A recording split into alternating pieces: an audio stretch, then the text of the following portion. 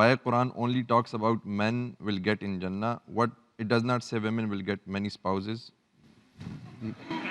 کیا ملے گا ان کو؟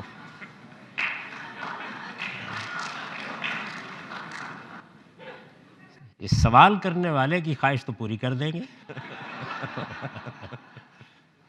دیکھیے قرآن مجید کو کبھی توفیق دے اللہ تعالیٰ تو پڑھیے وہ کیا چیز ہے. وہ جنت کی جو تعریف کرتا ہے اور بتاتا ہے وہ کیا چیز ہے، پہلے وہ اس سے سنیے.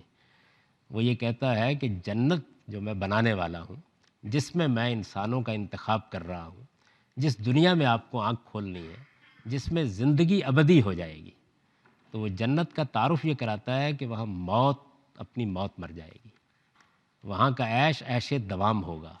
اور پھر کہتا ہے وَلَكُمْ فِيهَا مَا تَشْتَهِي أَنفُسُكُمْ، تمہارے ہاں خواہش پیدا بعد میں ہوگی، پہلے پوری کر دی جائے گی.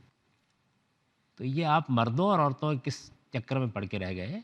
وَلَكُمْ فِيهَا مَا تَشْتَهِي أَنفُسُكُمْ، خواہش پیدا بعد میں ہوگی، پوری پہلے کر دی جائے گی. جو خواہش آپ کریں گے اس کے پورا کرنے کا نام جنت ہے.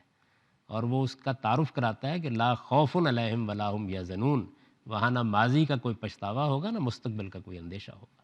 دنیا کی زندگی کیا ہے؟ ماضی کے پچھتاوے، مستقبل کے اندیشے. تو یہ جنت کی تعریف ہے.